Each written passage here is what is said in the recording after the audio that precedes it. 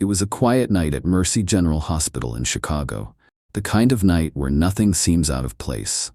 The sterile corridors echoed with the steady beeping of monitors and soft footsteps of the night staff. But then, without warning, an unexpected visitor burst through the automatic doors. Max, a retired police German shepherd, with a mission no one could have predicted. Max wasn't wandering lost, he was determined, moving through the hospital like he knew exactly where to go. His presence disrupted the calm, capturing the attention of every nurse, doctor, and patient in his path.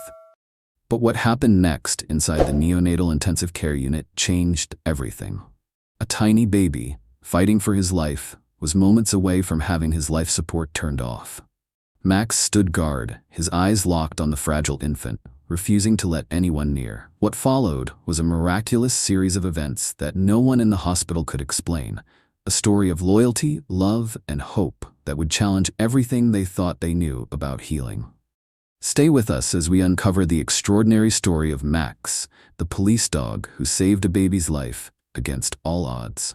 The quiet corridors of Mercy General Hospital in Chicago didn't know they were about to witness a night that would be retold for generations. It began like any other. Outside, the city was lost in its usual dance of sirens and distant headlights, but inside, under the cold white glow of fluorescent lights, the rhythm was methodical. Monitors beeped, shoes squeaked against polished tile, and weary nurses exchanged quick, understanding glances. For the staff working the graveyard shift, it was just another night of fighting back the darkness, patient by patient. But sometimes, destiny walks in on 4 silent paws. At exactly 12:14 a.m., the automatic doors at the ER slid open, letting in a blast of wind and the faint scent of rain. But what entered was not another hurried paramedic or anxious family member. It was a dog, a German shepherd, tall, aging but strong, with fur grizzled by time and eyes as alert as any officers on duty. His name was Max. At first, the security guard on the night desk, old Walter, who'd worked the same post for 17 years, just stared. "Is that?" he murmured, halfway rising from his chair. Max's entrance was deliberate, like he had business here. He didn't hesitate, didn't sniff the air or wander. He headed straight for the hospital's maze of hallways, his paws making almost no sound on the linoleum, yet leaving a trail of silence in his wake. Somewhere on the 3rd floor in the neonatal intensive care unit, life and death were playing their cruel game with a premature baby named Noah Walker. The nurses had done everything they could. Tubes snaked from the infant's impossibly small arms, machines hummed and beeped, and the tension in the air was as thick as the midnight fog rolling in off Lake Michigan. Emily Reed, the night shift nurse, never took her eyes off the monitors. Her brow was furrowed, jaw clenched, a look that said she was not ready to give up, no matter what the doctors might decide. Beside her, Dr. Ethan Brooks quietly scanned Noah's latest numbers. He was a man who had seen too much. His temples flecked with gray, his confidence more weary than arrogant these days. In hushed tones, he and Emily spoke of making a decision, the kind no one ever wants to make. There were no family members beside little Noah. His father lay unconscious after a car accident, and his mother was long gone. It was the kind of tragedy hospitals know all too well. Back on the 1st floor, Max moved with purpose. A few nurses spotted him and gasped. A patient in a wheelchair pointed, murmuring, "That's a police dog." The charge nurse at the front desk fumbled with her phone, ready to call security. But Max ignored the growing commotion, homing in on some invisible target. He didn't break stride as he passed a pair of orderlies who, for reasons they couldn't explain, found themselves frozen in place, almost as if they knew this dog was on a mission. Walter, the security guard, finally caught up and called out, "Hey, whoa there, buddy." But Max simply cast a glance over his shoulder, a look so full of conviction that Walter, a man not easily rattled, just stopped and let him pass. "Guess you know where you're going," he muttered, more to himself than anyone else. On the NICU floor, the tension peaked. The monitors attached to Noah began to slow their rhythmic beeping. Emily felt a lump rise in her throat, and Dr. Brooks shook his head. "We've done all we can. There's no sign of improvement. We need to consider the next step." His voice cracked a little, the way it does when a physician remembers he's human. Then the silence was shattered by a sound no one expected. paws padding briskly down the polished corridor. Heads turned as Max appeared in the doorway, framed by the cold light of the hall. At first, Dr. Brooks reacted instinctively, snapping, "Get that dog out of here. This is a sterile environment." But Emily didn't move. Something about the dog's presence, his alert, gentle stance, the quiet intelligence in his eyes, made her hesitate. Max approached Noah's incubator with a kind of reverence, never breaking eye contact with the tiny, struggling baby. He paused, head slightly tilted, as if listening for something no human could hear. Then, to everyone's astonishment, Max sat and let out a single, soft bark, not a loud, alarming sound, but a low, resonant call that seemed to vibrate through the room. In that moment, something changed. The monitors began to shift. It was subtle at first, a steadier line, a stronger heartbeat. Emily's hand flew to her mouth as she watched the numbers stabilize, then improve. "Doctor, look," she whispered, unable to believe what she was seeing. Dr. Brooks's eyes widened, skepticism warring with hope as he scanned the readouts. "That's impossible," he muttered, not daring to finish the thought. Nurses and staff gathered at the doorway, drawn by the commotion. Some crossed themselves, others just stared in disbelief. Nobody could explain what was happening, but no one dared move Max. It felt as though he were holding some invisible barrier between life and death, as if his very presence was warding off the darkness. Meanwhile, on the second floor, in room 214, John Walker, the baby's father, lay comatose. Machines breathing for him, his fate all but sealed. The night nurse did her rounds, barely glancing at his unchanged monitors. But just as Noah's vitals improved, John's fingers twitched. The nurse blinked, unsure, but then she saw it again, a definite, purposeful movement. Within minutes, murmurs spread. "Something's happening in 214. He moved." Back in the NICU, Emily turned to Dr. Brooks. "That dog," she whispered. "He's not just any stray. I think I've seen him before, in the news. That's Max, the police K9. Realization dawned as she recalled the newspaper clippings. Max, the hero dog, the one who'd saved countless lives with his uncanny sense for danger, always by the side of his human partner, Officer John Walker. Max stayed by Noah's incubator all night, unmoving, vigilant. The staff left water for him, and even the strictest nurses found themselves unwilling to disturb him. In those hours, a sense of awe settled over the hospital. The usual rules of medicine and protocol seemed to fall away, replaced by something older and deeper. A sense that, just maybe, miracles still happened. As dawn crept in, the news spread. Noah's vital signs were stable. John Walker, against every prediction, was showing signs of awakening. Staff whispered in the halls, wondering what force had brought Max to the hospital that night and how the fate of a father and son could be so mysteriously entwined with one dog's devotion. No one slept. No one wanted to leave. The first chapter of this impossible story had just begun. It wasn't just the staff who felt the shift in the air. The regular patients, those who'd grown numb to hospital routines, picked up on it too. Mrs. Garza, who had been fighting cancer for years and rarely spoke, asked her nurse, "Who's that dog?" The nurse could only shake her head, whispering, "I think he's here for someone who really needs him." Up in the NICU, as the sky outside turned a faint shade of blue, Emily found herself lost in thought, watching Max. There was an intelligence in his eyes that unsettled and comforted her all at once, as though he knew secrets humans would never understand. Max didn't seem tired or restless. He sat with his ears alert, breathing slow and steady, always watching over Noah. It was almost as if he were on duty again, guarding the smallest, most vulnerable life he'd ever protected. Between rounds, Emily dug into her memories and the staff's break room gossip. She remembered reading about Max, how he'd tracked down missing children, how he'd once shielded his handler from a gunman's bullet. Some even called him a miracle worker. But what was he doing here, now, in this hospital, on this particular night? In a quiet moment, she slipped away to check the hospital's visitor log, thinking perhaps Max's owner was somewhere in the building. But no one had signed in for a K9, and security footage from the parking lot showed only Max. No handler, no leash, no sign of how he'd made his way across the city. The more she investigated, the deeper the mystery became. Meanwhile, Dr. Brooks had retreated to his office, his mind racing. He replayed the sequence of events, the fading beeps, the decision to discontinue life support, the sudden appearance of the dog, the impossible improvement in Noah's stats. He opened a blank report on his computer, hesitated, and then simply wrote, "Something happened tonight that I cannot explain." For a man who'd always trusted in science and evidence, it was a confession that left his hands shaking. Elsewhere, the administrative team began to notice the strange reports from the NICU and the second floor.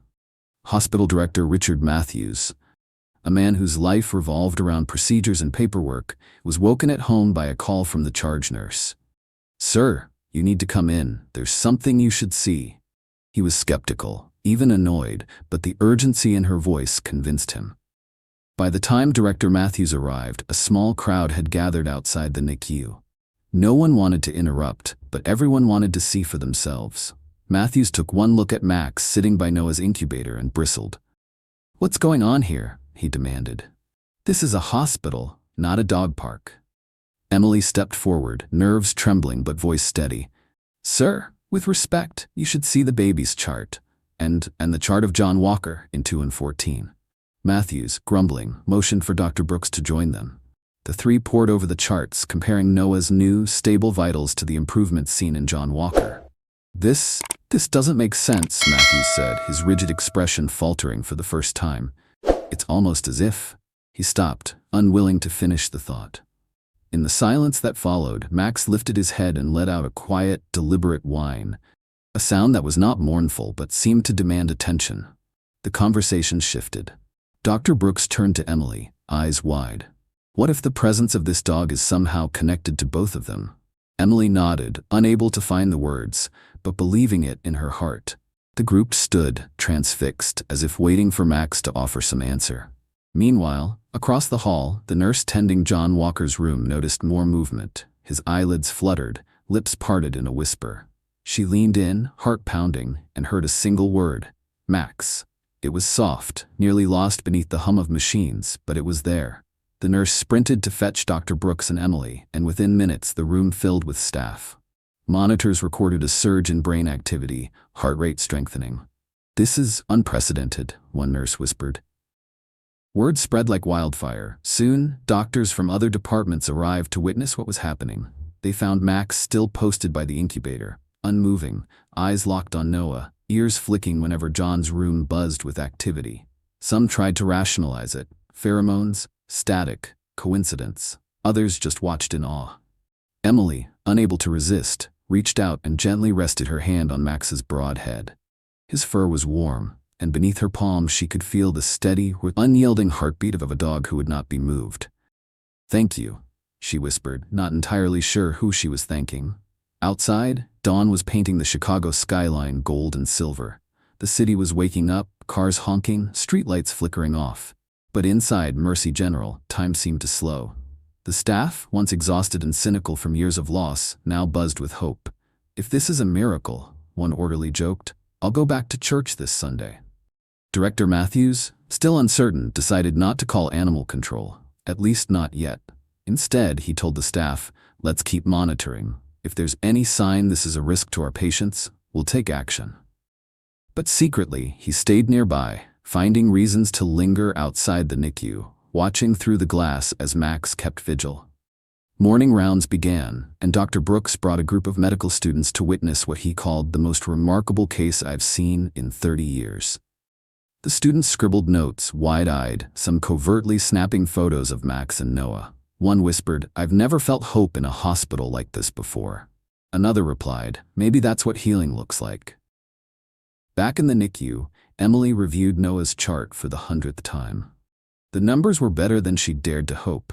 Oxygen saturation up, heart rate regular, neurological activity showing signs of progress. She allowed herself a rare, genuine smile, blinking back tears. "Keep fighting, little guy," she murmured. "You've got the best guardian angel in the city." As the sun climbed higher, Max finally shifted. He stood, stretched, and circled the incubator once, never letting Noah out of his sight. Nurses held their breath, afraid he might leave, but Max simply repositioned himself to a spot where he could watch both Noah and, through the window, the door to John's room. In that moment, for the first time since Noah's birth, Emily allowed herself to believe that the impossible was possible. Maybe, just maybe, fate, or something greater had brought Max here to heal what science alone could not. Yet, outside the hospital walls, reporters picked up on the story of a miracle dog wandering Chicago's streets alone, slipping unseen past security, and finding his way to a hospital in the dead of night. The news cycle churned with rumors. Some said Max had been seen near the site of John Walker's accident days earlier. Others swore they'd seen him outside John's old police precinct, waiting patiently by the front doors. But none of them knew what really mattered. That here, inside Mercy General, 3 souls, one old, one new, one canine, were fighting together, bound by a love no distance or disaster could break. As the chapter closed, Max lay down at last, head on his paws, eyes still on Noah. The baby's tiny chest rose and fell, stronger now, steadier. Down the hall, John Walker's monitors beeped out a rhythm that sounded, just for a moment, like hope itself. And as the city moved on outside, everyone inside Mercy General knew they were part of something that would never be explained away. Not by science, not by reason, but only by the enduring magic of loyalty and love. Dawn spilled across the city of Chicago, gilding the skyline in muted gold. Inside Mercy General Hospital, the usual morning bustle was undercut by a current of something electric, a quiet tension, a hopeful anticipation that clung to the air like static before a summer storm. Night shift nurses traded stories in the break room, voices low but urgent. The story of Max, the police dog who'd arrived as if sent by fate, spread through the corridors like wildfire. Director Matthews hadn't slept a wink. He nursed a lukewarm cup of coffee in his office, glancing over at the security feeds every few minutes. He saw Max on the black and white monitor, stationed beside the NICU incubator. The director ran a hand through his hair, wrestling with protocols and regulations. Nothing in his years of administration had prepared him for a night like this, a night where rules blurred and something unexplainable took root. Meanwhile, Emily's shift had technically ended, but she couldn't bring herself to leave. She stood beside Noah's incubator, her fingertips resting gently on the clear plastic. The little baby's chest rose and fell with a steadiness that, just hours ago, would have seemed impossible. Max was still there, eyes half closed but ears perked, the muscles in his broad shoulders tensed like a sentry at his post. Every so often, the dog would look up at Emily as if to say, "I'm not going anywhere. Not until he's safe." The hospital had seen its share of tragedies and miracles over the years, but this felt different. It wasn't just that Noah was getting better. There was a sense, shared among staff, whispered in the cafeteria, even felt by the janitors sweeping the tiled floors, that something extraordinary was unfolding. That a force was at work which defied easy explanation. At 7:10 a.m., the pediatrician on duty, Dr. Alvarez, arrived for her rounds, clipboard in hand, dark circles under her eyes from too many sleepless nights. She'd been briefed about the unusual events in the NICU, but assumed it was little more than staff superstition. As she stepped into the room, however, she stopped short. Max's gaze locked onto her, and for a moment she felt a chill down her spine, a sense of being weighed, measured, and astonishingly accepted. Dr. Alvarez scanned Noah's chart, then stared at the monitors, jaw dropping as she realized the numbers had stabilized overnight. "How?" she whispered. Emily recounted the events of the previous night, including Max's arrival and the baby's miraculous turnaround. The pediatrician listened in disbelief. "This doesn't make any sense," she murmured, but her skepticism was wavering. She approached Max cautiously. The German shepherd lifted his head, alert but calm. Dr. Alvarez, who had never been a dog person, found herself kneeling beside him, reaching out. Max met her touch with a slow, gentle press of his nose against her hand, as if he'd accepted her into his circle of trust. "You're really something, aren't you?" she whispered. The dog's tail thumped quietly against the floor. The commotion in the NICU had drawn others. Orderlies lingered in the hallways, nurses exchanged excited glances, and even Dr. Brooks stopped in again, unable to resist the pull of whatever magic was keeping Noah alive. In the adjacent room, John Walker's condition continued to improve. The staff watched as his hand tightened in sleep, as if clutching at a lifeline only he and Max understood. Word of the miracle dog reached the morning news crews by 8 a.m. 2 local stations dispatched vans to Mercy General, their reporters eager for a feel-good story to cut through the city's endless cycle of crime and politics. Security guards debated whether to let them inside, but Director Matthews made the call. No cameras, not yet. We need to protect our patients' privacy and figure out what's really going on here. Upstairs, Emily finally left the NICU for a short break, sinking into a plastic chair in the staff lounge. She checked her phone, missed calls from her sister, a message from her roommate, and a news alert. Retired canine German Shepherd performs miracle at Chicago hospital? She shook her head, marveling at how quickly rumors spread. She could barely process what she'd witnessed, much less explain it to the world outside. Suddenly, a voice crackled over the hospital intercom. Code Blue, Room 214. Code Blue. Emily's heart froze. Room 214. John Walker. She bolted down the corridor, nearly colliding with Dr. Brooks, who was running just as fast. Inside 214, the staff worked in a coordinated frenzy. Chest compressions, a crash cart wheeled into place, the shrill beep of alarms piercing the air. John's heart rate had plummeted, monitors screaming for attention. And then, as if on cue, Max leapt up from his place beside Noah and trotted down the hallway, ignoring shouted protests and frantic attempts to restrain him. He burst into John's room, skidding to a stop beside the bed. The medical team hesitated, uncertain, but Dr. Brooks waved them on. "Let him stay," he said, voice trembling. Max placed his front paws on the bed and pressed his muzzle against John's arm, eyes locked on the unconscious man's face. A beat passed, then another. Suddenly, John gasped, a long, shuddering breath. The monitors flickered, then steadied. "He's back," the nurse cried, tears of relief streaming down her cheeks. The staff stared at Max as if seeing a ghost. The dog stepped back, satisfied, and returned to the NICU. He resumed his position beside Noah, as if nothing unusual had happened at all.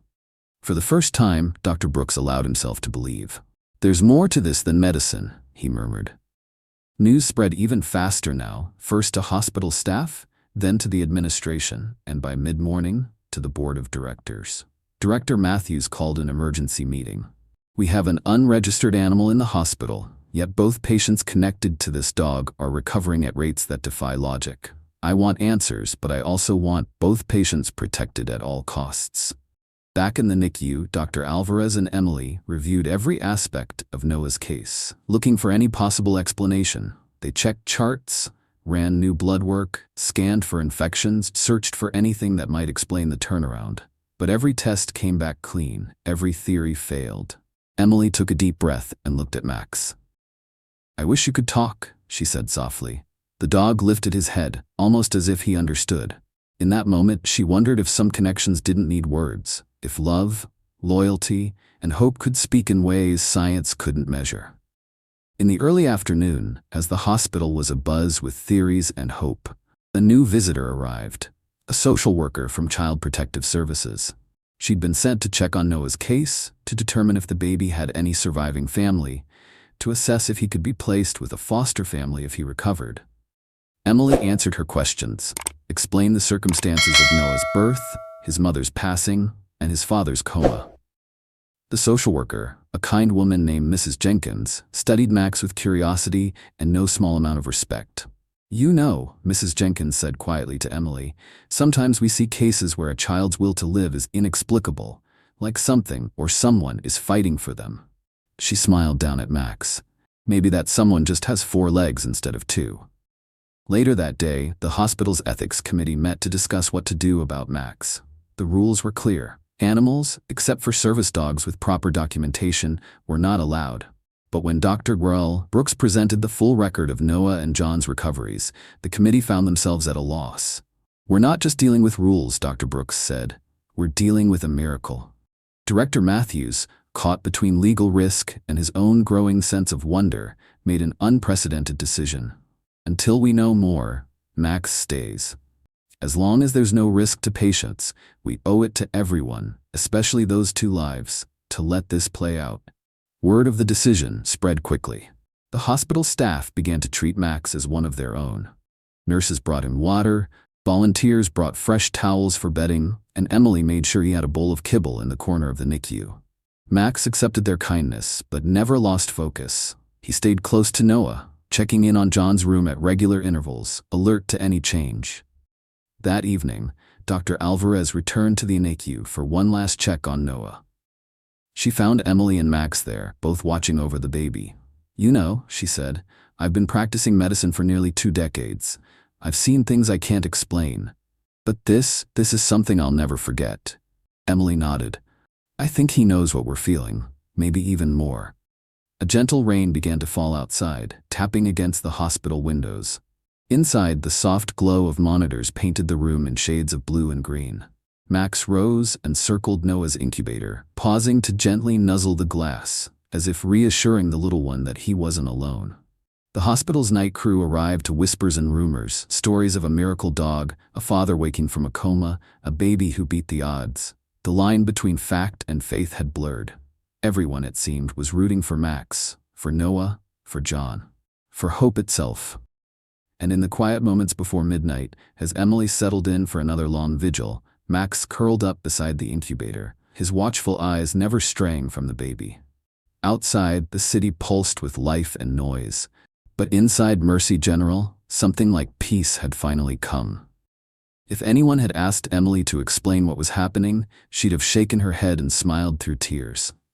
Some stories, she was starting to believe, could only be told with the heart.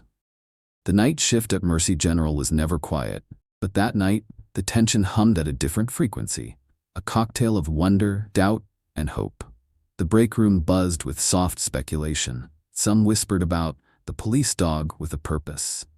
Others, seasoned nurses who'd seen too many tragedies, kept their skepticism close but couldn't ignore the facts unfolding in the NICU. In the far corner of the break room, a junior nurse named Priya scrolled through her phone, finding forums and late-night blogs already abuzz with stories. "A German Shepherd saves a baby in Chicago hospital," the headlines read, and the comment sections teemed with both believers and cynics. The outside world, hungry for hope, was already shaping the story into something legendary. Down the hall, the custodial staff cleaned and mopped, exchanging stories about Max and his connection to John Walker. "You ever see a dog like that?" one janitor asked, shaking his head as he emptied a trash bin. "That ain't just any dog. He walks like he knows what's gonna happen next."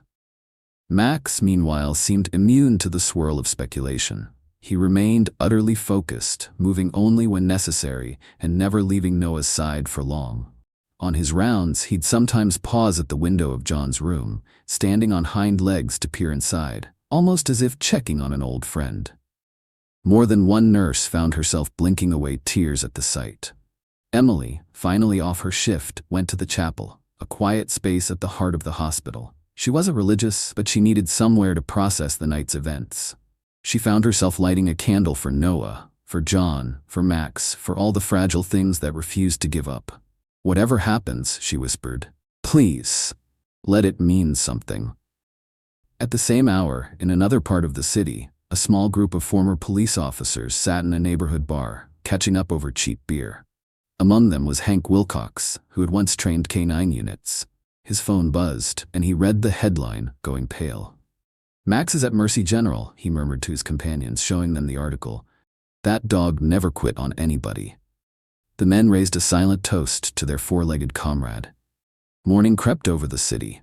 The sun spilled gold across the hospital's brick facade, and with it came a new wave of visitors.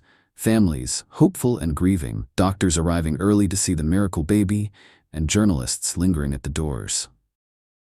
Mercy General felt like the center of a mystery nobody could solve, and everyone wanted a piece of the answer.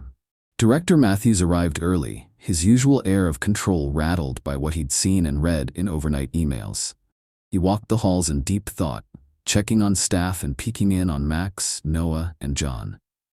He stopped in the NICU, watching the dog and the baby through the glass. For a moment, the administrator's mask slipped, and the tired lines on his face softened. He pressed a hand to the window, quietly hoping the miracle would hold. By noon, the hospital board had convened an emergency meeting. Lawyers wrangled over liability, while the ethics committee debated exceptions to protocol. Emily was called in to testify, not just as a nurse, but as the person who'd seen everything firsthand.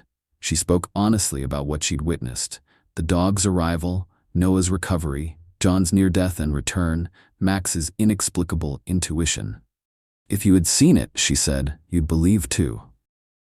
The board was divided. Some argued for immediate removal of the dog. Others, led by Dr. Brooks and a handful of compassionate staff, fought to keep Max at Noah's side.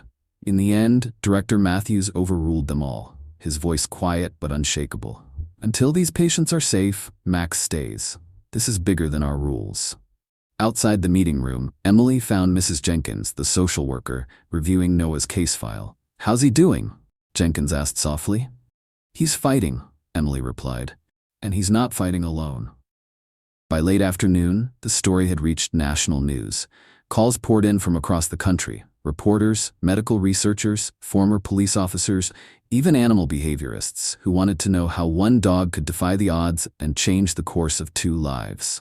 The hospital's PR team scrambled to protect the privacy of those involved, but the story had a life of its own now. Emily returned to the NICU, where she found Max pressed against the incubator. He seemed almost meditative, his breathing steady, his eyes gentle but alert. She sat beside him, watching the sun cast long shadows through the blinds. In that golden light, everything felt possible. Max looked up at her, then shifted his gaze to Noah, who stirred in his incubator. Emily noticed a subtle change. Noah's hand curled, his fingers flexing for the first time. She rushed to check the monitors. Heart rate up, oxygen levels steady. It was a small victory, but in that moment it felt like the world had shifted. Across the hall, John's eyes fluttered open.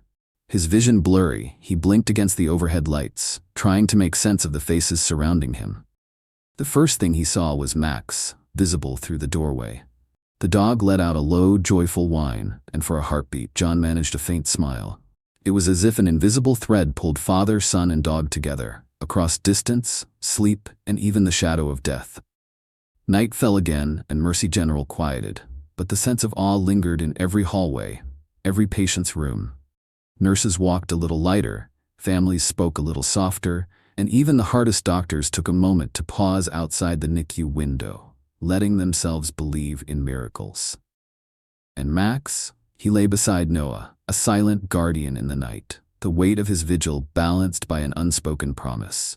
No one could say how long this connection would last or what would happen next, but everyone in Mercy General understood, on some deep, instinctual level, that they were witnessing the kind of story that changes lives forever.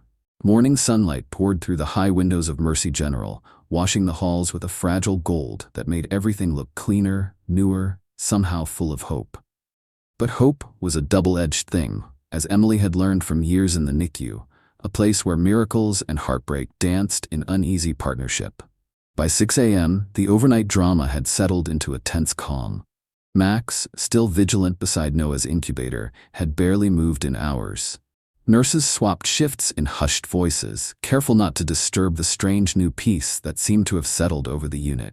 Emily, her hair pulled back in a messy ponytail, lingered long past her shift's end. She wasn't ready to walk away. Not now. Dr. Ethan arrived early, a large coffee in hand, his eyes rimmed with sleepless curiosity. He had spent the night reviewing Noah's charts at home, cross-checking the improvements with every time-stamped note. The numbers were irrefutable. Noah's vital signs, once a roller coaster, had stabilized during Max's vigil. Oxygen saturation up, heart rate steady, neural activity higher than it had been in days. The data sang of something real, something his training couldn't explain. But science demanded skepticism. As he entered the NICU, Dr. Ethan paused at the glass, watching Max through the morning glare. The old dog's ears twitched, sensing the doctor's presence, and for a moment their eyes met, one searching for answers, the other simply being. The exchange left Dr. Ethan rattled. He joined Emily, who quietly briefed him on the night's developments. Noah's hand movement, John's brief awakening, Max's unwavering presence. "I've never seen anything like it," she admitted, her voice low. "It's like he's a bridge between them, more than just a dog." Dr. Ethan nodded, reviewing the fresh monitor data. "Whatever it is, I won't argue with the results." He tried to keep his tone clinical, but awe crept in.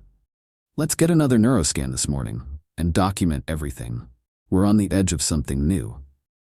Meanwhile, in John's room, the morning nurse, Sarah, adjusted his bedding. John drifted in and out of consciousness, but each time he surfaced, he seemed stronger. His hands gripping the rails, his eyes scanning for Max.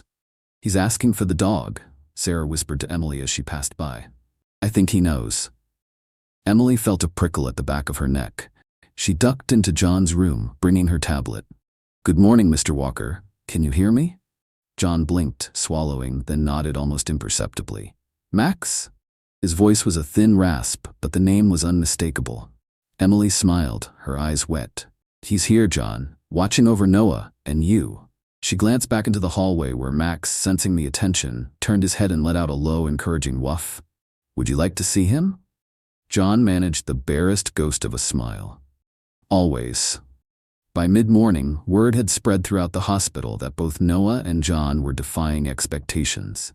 In the staff lounge, nurses compared notes and swapped stories from the night shift. "That dog's a miracle worker," said one, shaking her head. "He hasn't left that baby's side, and look what's happened."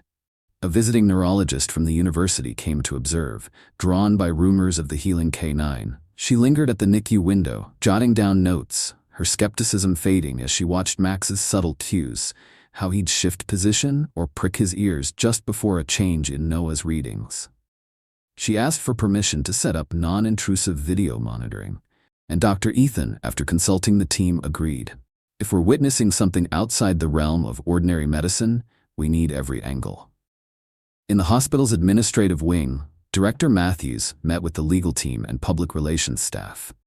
The case had drawn national attention overnight, and now TV crews lingered at the hospital entrance, eager for a statement. Matthews, who prided himself on strict adherence to protocol, felt his resolve wavering. He read and reread the letter Emily had found in John's jacket, the words about trust, love, and partnership echoing in his head. Was this really just about rules anymore? He made his way to the NICU to see for himself. Staff parted quietly as he approached the glass. Max met his gaze with a quiet confidence, then looked back at Noah, as if to say, "You can trust me with this." Matthews watched for a long minute, then turned to Emily. "What's your professional opinion, Nurse Ramirez?" She didn't hesitate. "Max is the reason both of them are alive. That's my opinion." Matthews nodded, the conflict on his face obvious. "Then he stays. For now. And if anyone from the board calls, they'll talk to me." Meanwhile, Emily found herself fielding phone calls from Noah's extended family, relatives who lived out of state and had been too heartbroken or frightened to visit during his decline. Now, spurred by news reports, they wanted to know everything. Was it true? Could a dog really save a baby's life? She reassured them as best she could, inviting them to come and see for themselves. Noah's progress was nothing short of extraordinary. By early afternoon, he squeezed Emily's finger with growing strength, his eyes tracking movement outside the incubator. The medical team gathered, whispering in awe, as Max sat up straighter, his tail gently thumping the floor. Even more striking, every time Noah stirred, John seemed to respond, his heart monitor quickening, his hands flexing, his lips moving in silent prayer. It was as if Max's presence was knitting their broken family back together, one heartbeat at a time. The tension between science and faith, protocol and compassion, played out not just in the hospital's corridors, but within the hearts of everyone involved. Dr. Ethan spent hours in his office, analyzing data, replaying surveillance footage, trying to find a rational explanation. He drafted a letter to a colleague at Johns Hopkins, carefully framing the situation. "We are observing a phenomenon that defies conventional understanding. Patient improvement is correlated with the continuous presence of a retired K9. There is a bond at work here that I cannot quantify." At the same time, families of other NICU patients, inspired by Noah's recovery, began requesting that Max visit their rooms.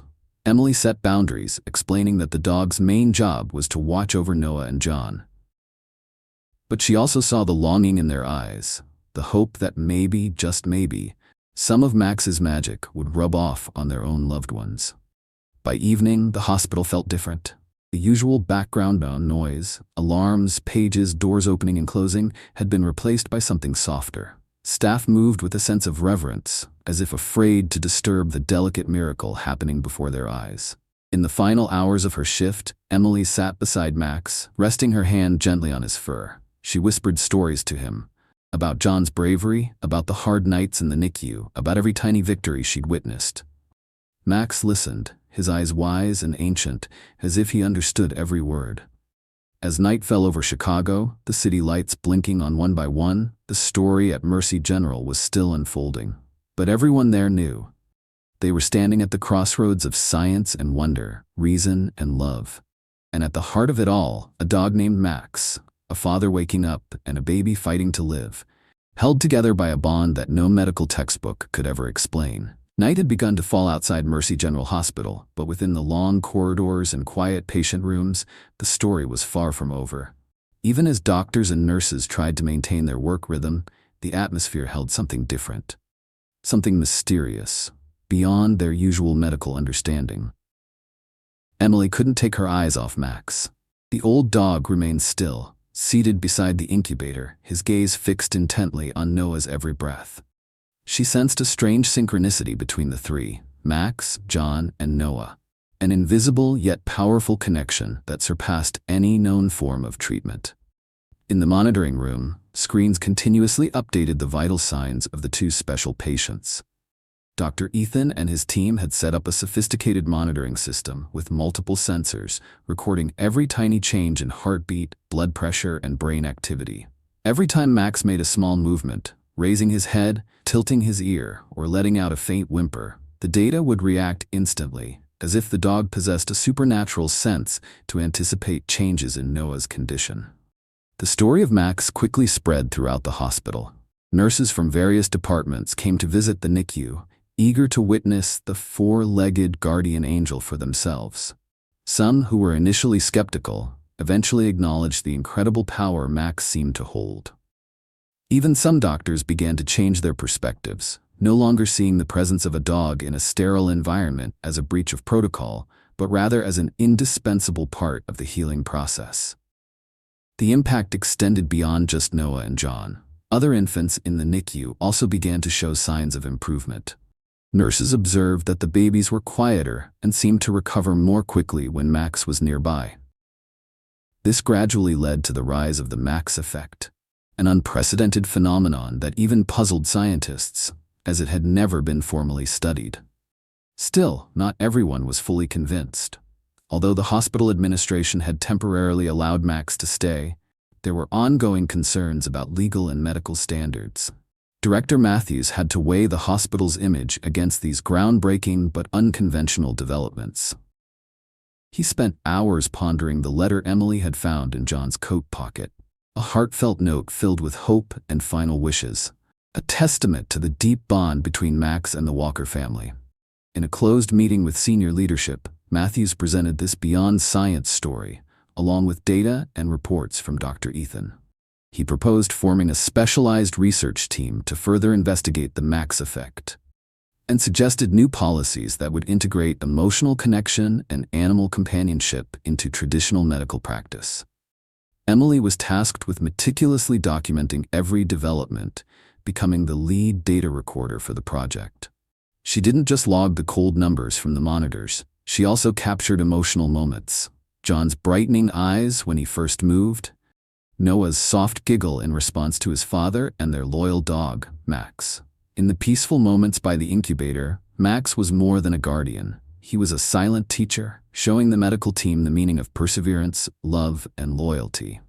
Emily often saw Max gently nudge Noah's hand with his nose, as if to offer strength, or gaze attentively at John with quiet, wordless concern. The story of Max, John, and Noah became a living symbol in the hospital, prompting everyone who witnessed it to reconsider the limits of modern medicine and the power of human connection. It softened even the coldest hearts and opened a new chapter in patient care, where science and humanity became inseparable. Outside the hospital room, reporters waited, eager to capture this miracle unfolding in the heart of Chicago. Emotional stories and viral images of Max lying beside Noah or John reaching out to his son were shared widely on social media, strengthening public belief in the power of love and sacrifice. But for those living the story, it was more than something to recount. They were living through a moment suspended between miracle and reality, between science and the unexplainable. And they knew the journey ahead was long and full of challenges. But with Max by their side, they believed in miracles, now more than ever. The next morning at Mercy General Hospital, sunlight filtered through the large glass windows of the NICU, casting a warm glow of hope over every medical device.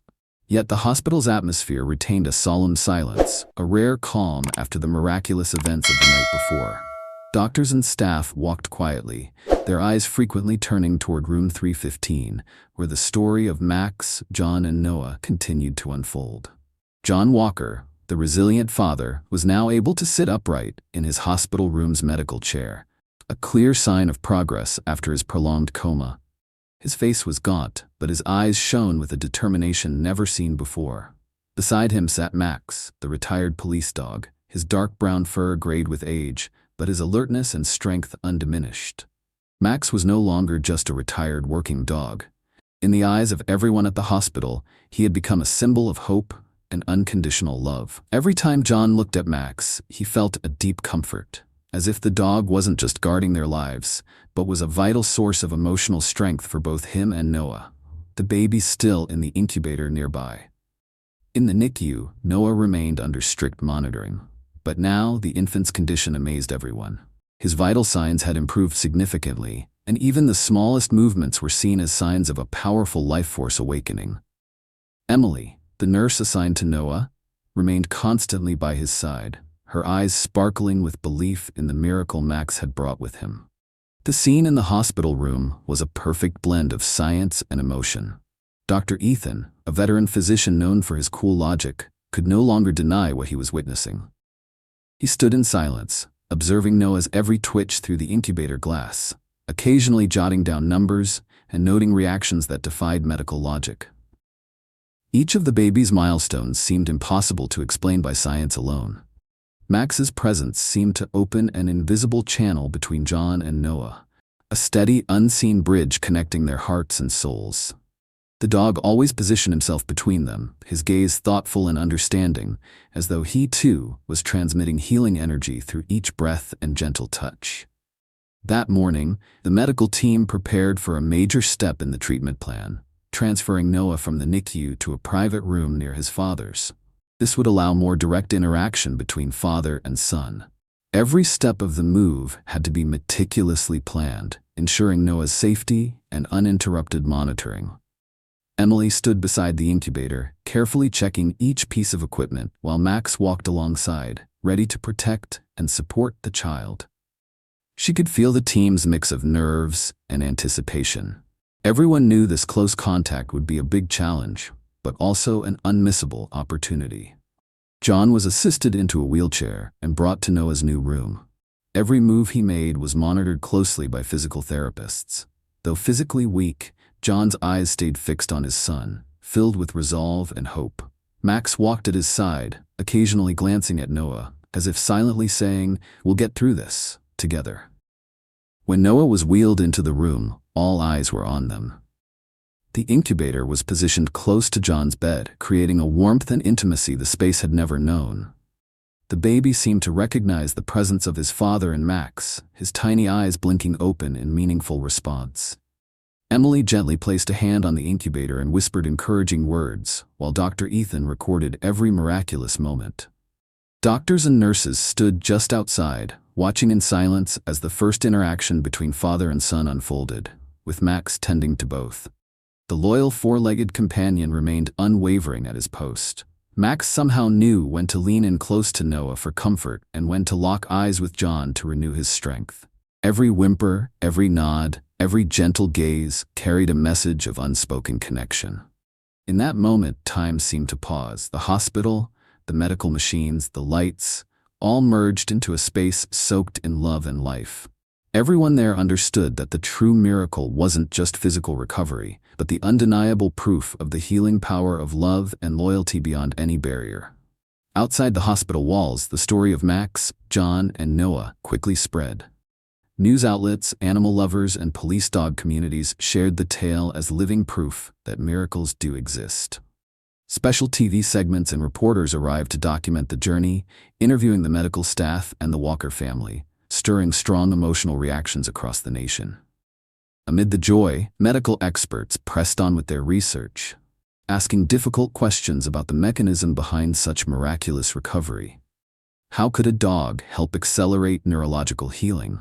Was it some form of spiritual reflex or a delicate interplay between emotion and physiology?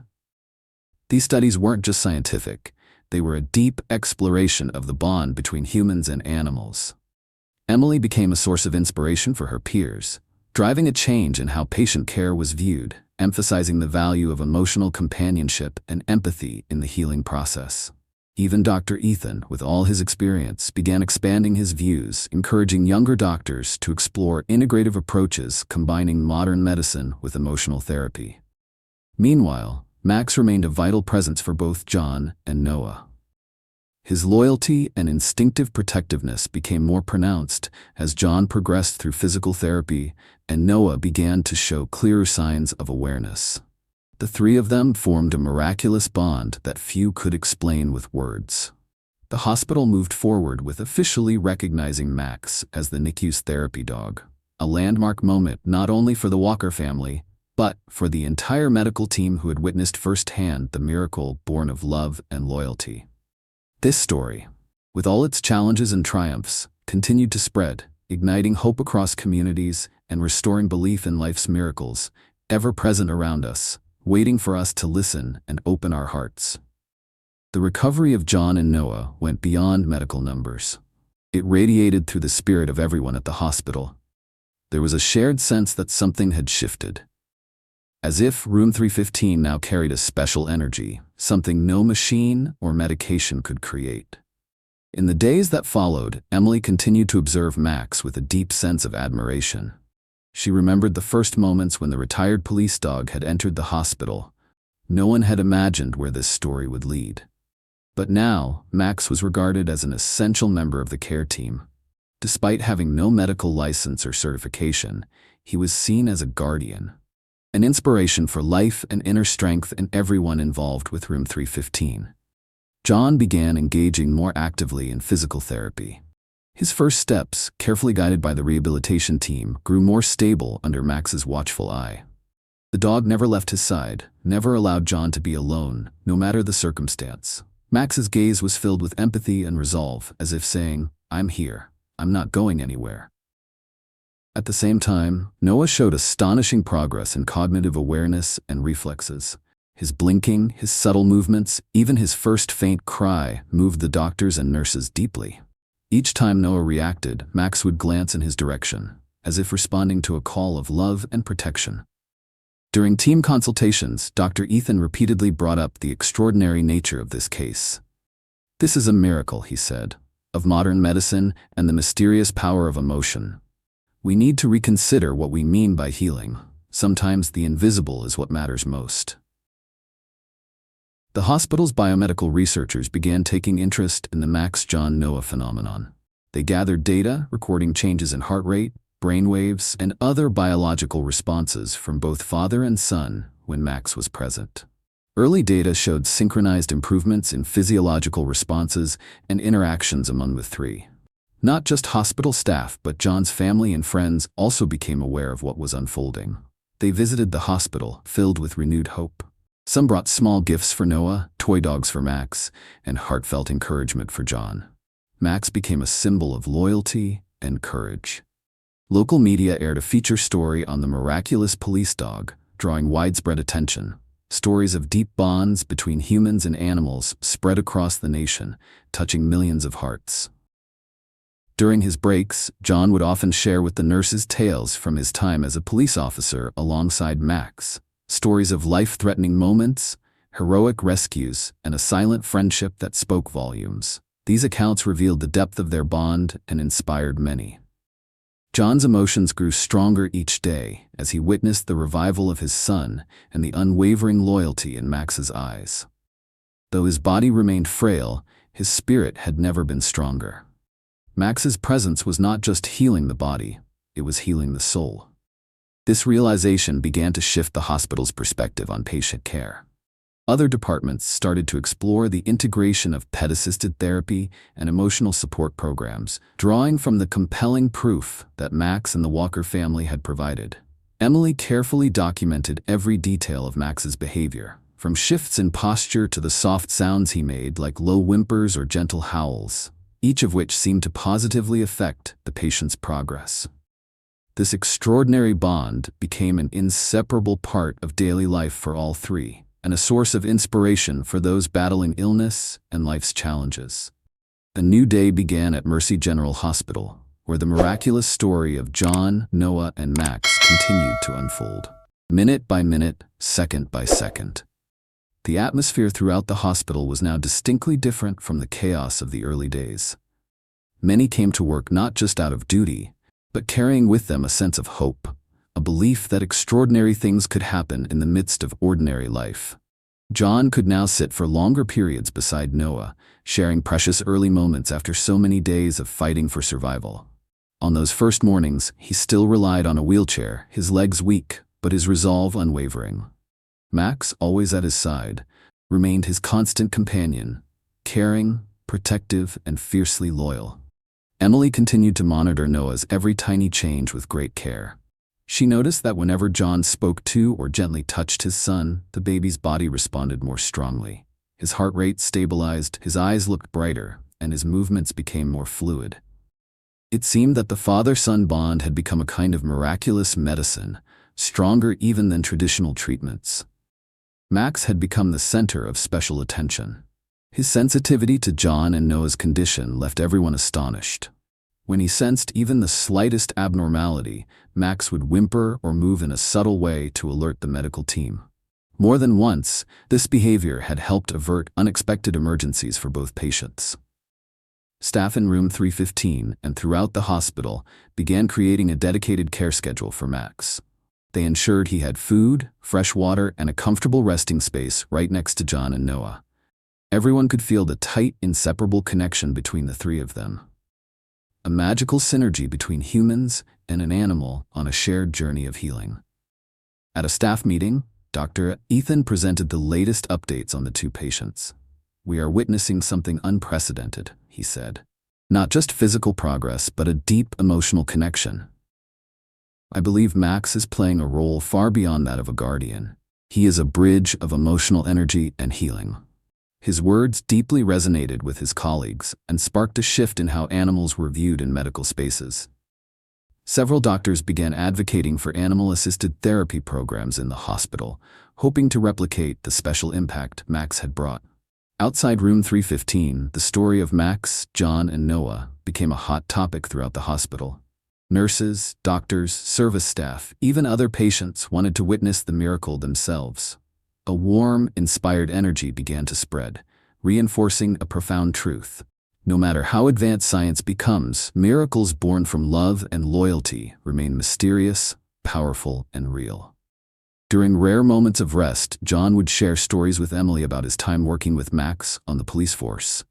Harrowing days when Max had saved his life or death missions, and a wordless friendship that carried immeasurable respect and gratitude.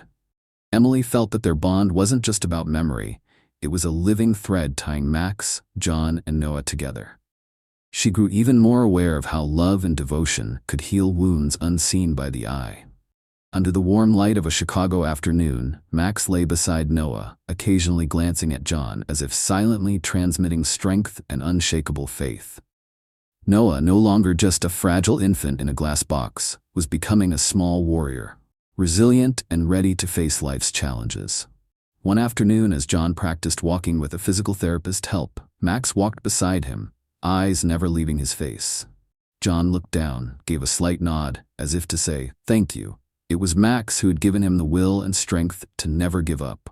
Meanwhile, Noah showed more refined reactions each day. Every tiny movement was carefully documented by the medical team. Each day marked a new step forward, a milestone in a journey filled with hardship, but also with hope. The story of Max, John, and Noah soon attracted wider media attention.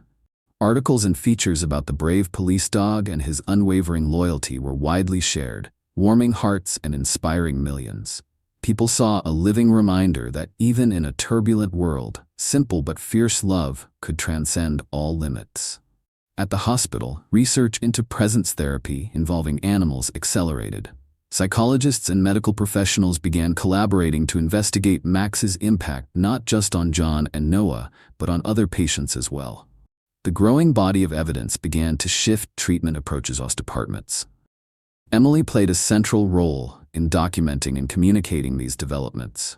More than a devoted nurse, she became a source of inspiration to her peers, advocating for a more holistic view of healing, one that didn't rely solely on medicine but also on the heart, relationships, and emotional connection. Evenings in room 315 always carried a special peace.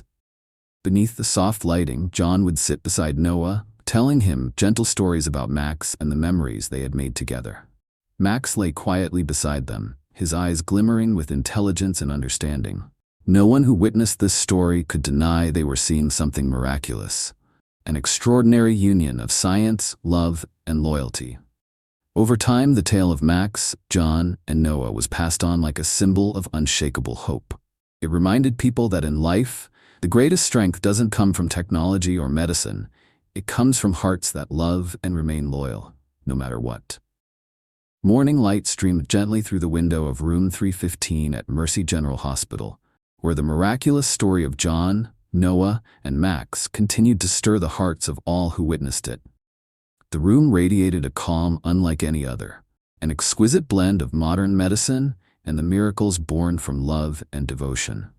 Each passing moment was carefully recorded by the medical team, and with Max's presence, they felt a new rhythm of life, brimming with hope and vitality. John, steadily recovering, was now able to perform more of his physical therapy exercises independently. Though his body remained weak, his spirit had never been stronger. He spent time beside Noah, telling stories of his days working with Max, of dangerous missions they had faced together, and of a bond so deep that words could never fully capture it. These stories weren't just memories.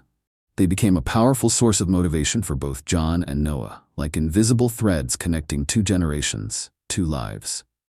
Max remained the loyal companion and irreplaceable protector, a steadfast shield against life's adversities.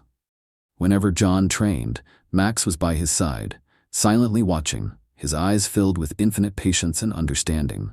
Sometimes he would nudge John's hand with his nose, as if passing him strength and quiet encouragement. The sight moved the medical staff deeply.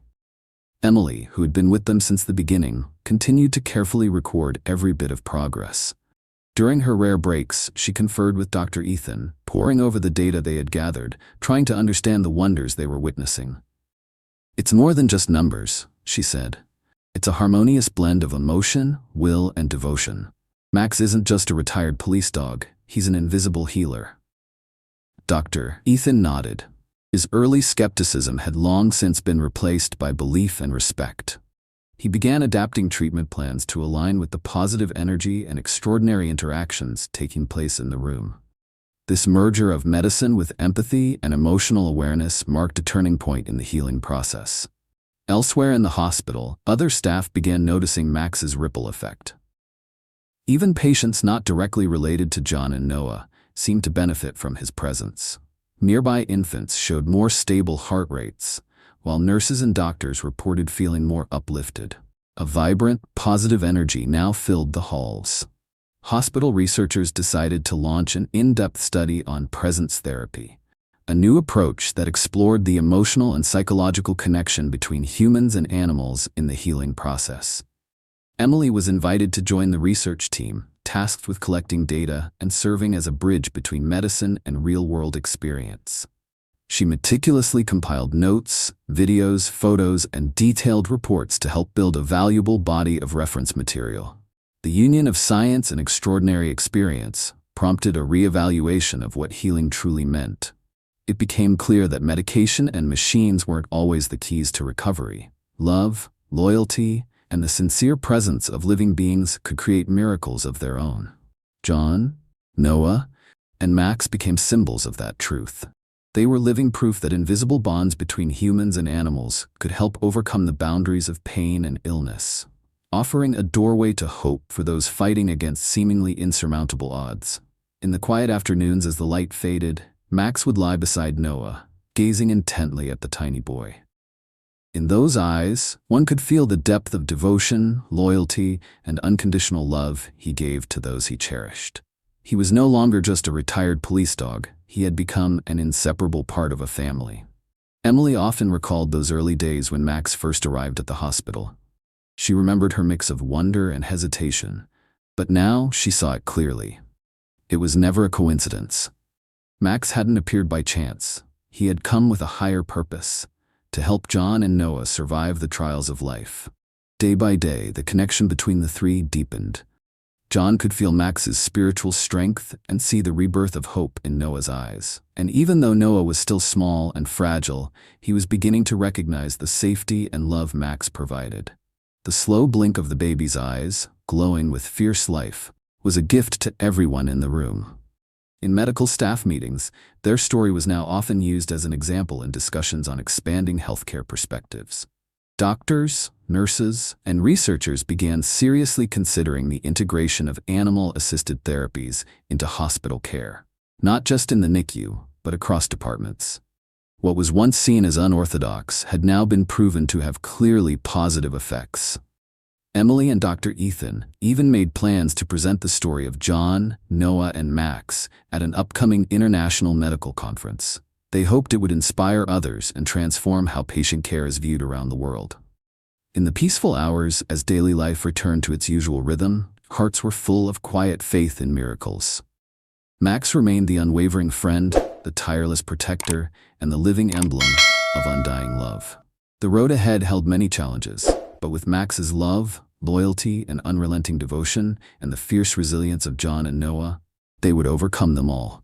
Their story wasn't over. It was only beginning a new chapter, one of hope, of life, and of real, enduring miracles. A week had passed since the miraculous moment Max first arrived at Mercy General Hospital, bringing not only life, but boundless hope to John and Noah. The atmosphere in the hospital had changed completely, now infused with positive energy and a growing belief that miracles could unfold right in the midst of ordinary life. Their story had become a beacon of inspiration for countless people working tirelessly to save fragile lives. John was steadily regaining his strength. His physical therapy sessions became increasingly effective, his movements more controlled and fluid. No longer bedridden, he could now sit up on his own, move gently in a wheelchair, and spend more time by Noah's side. Each time John looked at his son, his eyes lit up with limitless love and faith. These were the moments that truly mattered. Proof that life could prevail against all odds. Noah, the tiny boy doctors once predicted would not survive, was now responding clearly to his surroundings. The first movements of his little hands, his eyes slowly opening, and his once weak cries now carried a vibrant life force that amazed the entire medical team. Everyone noticed something curious. Max's presence was always in sync with these turning points in Noah's condition, as though his energy was woven into every sign of recovery. Max remained at the heart of the story. The retired police dog had taken on a role far beyond protector. He had become an essential part of the healing process. Each time something shifted in John or Noah's condition, Max responded in his own quiet way. A gentle whimper, an attentive gaze, or a soft nudge with his nose. These subtle signals often alerted nurses and doctors to changes, sometimes faster than the monitors. The story of Max, John, and Noah had extended well beyond the NICU. It became a central conversation topic throughout the hospital. Nurses shared their night shift experiences, filled with wonder. Doctors discussed curious but uplifting developments in the father and son's recovery. Even patients and their families were touched by the quiet comfort the story brought. Emily, who had been closely connected to all three from the beginning, was no longer just a caregiver. She had become a devoted witness to the extraordinary. She continued to document everything meticulously, compiling photos, videos, and reports to create a thorough yet deeply human-centered case file. She told the research team that this wasn't just a medical case, it was a lesson in the power of love, devotion, and loyalty. In medical symposiums, Dr. Ethan presented the data with a blend of astonishment and emotion. "We are not dealing with a typical patient case," he said. "This is a phenomenon that's shifting our understanding of healing. The fusion of science with emotion and the bond between humans and animals can yield results beyond our expectations." Meanwhile, hospital administrators began seriously considering integrating animal-assisted interaction therapy into official treatment protocols. What was once dismissed as impractical and unscientific now gained increasing support. Interdepartmental meetings became lively think tanks, with specialists proposing innovative ideas inspired by Max, John, and Noah's journey. Beyond the NICU, the story had rippled across the hospital and into the broader medical community. Journalists and media outlets arrived to interview, film, and write about the special police dog, the resilient father, and the premature baby performing a real-life miracle. Social media platforms were flooded with posts, videos, and heartfelt reactions. Thousands of likes, shares, and comments from people moved by what they saw. In private moments, John often reflected on his journey. He silently thanked Max, not only for his loyalty, but for the invisible strength that had lifted him and his son through their darkest hours. He remembered the days working with Max on high-stakes missions, battling dangers to protect their community. Now, that same bond had been reborn in the warm light of a hospital room, amidst machines and compassionate hands. Noah, too, grew more alert each day. His sensitivity astonished those around him. He responded to his father's voice, moved toward Max's soft sounds, and seemed to recognize the presence of others in the room. All of this further affirmed the belief that something miraculous was truly unfolding, far beyond medical projections. The long nights in the hospital were no longer consumed by tension and fear. Instead, they became moments of quiet inspiration. Though tired, the medical team carried a renewed spirit, fueled by the living miracle they were part of. Love, empathy, and trust had become more powerful than any drug or machine. As both a researcher and caregiver, Emily continued to study and share her insights with colleagues and medical students. She saw clearly that integrating psychological, emotional, and animal-based therapies could accelerate recovery and improve treatment outcomes. This opened a new chapter in healthcare, one where humans and animals worked together to heal. In hospital board meetings, the proposal for animal-assisted therapy was now being taken seriously.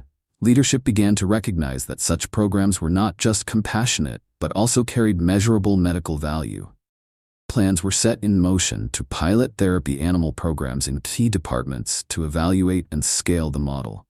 The positive effects of Max, John, and Noah's story didn't stop at the hospital doors.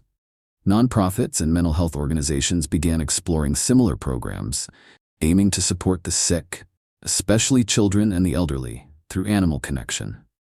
This story became a reminder of the strength found in love, loyalty, and perseverance. No matter how difficult the circumstances, sincere bonds and selfless presence could make a profound difference, offering hope and strength to those fighting for life. Max, with his calm demeanor and deep, knowing eyes, continued his journey as a silent hero. He was no longer just a retired police dog. He was now a symbol of devotion, loyalty, and unconditional love. He had become the eternal guardian of this small family, an inseparable part of the miracle they were still writing together.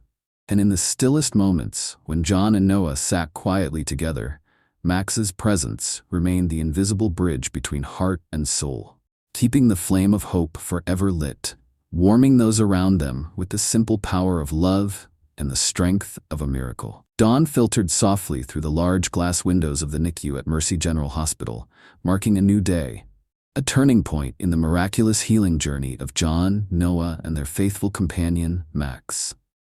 The hospital was no longer just a place of grim prognoses and medical pressure. It had become a symbol of hope, love, and a kind of connection that defied pure scientific explanation. The story of these three lives, interwoven by invisible threads, had touched hearts far and wide, spreading profound human values. John Walker, the resilient father, was now able to walk on his own, with only light support. Each step he took carried newfound confidence and strength. Every time he stood by the incubator where Noah rested safely, his eyes were full of tenderness and boundless gratitude. He knew life had given him a second chance, a real miracle. Not just for himself, but for his son, who had become his greatest reason to rise again. Noah, the premature baby once given the bleakest prognosis, had now become a beacon of life. His natural movements, bright eyes, and the first cries that echoed through the NICU brought tears to the eyes of the entire medical staff. His recovery stood as proof of a powerful will to live, nurtured by love and devoted care. And always by his side was Max, the great protector, guarding every breath, every dream. Max, the retired police dog, had become a living symbol of loyalty, devotion, and miraculous healing. Through every difficult step of the journey, Max was more than a companion. He was a quiet hero, bringing light to the darkest moments. His gaze radiated warmth and wisdom beyond comprehension, and everyone around him felt the sacred presence he brought into the room.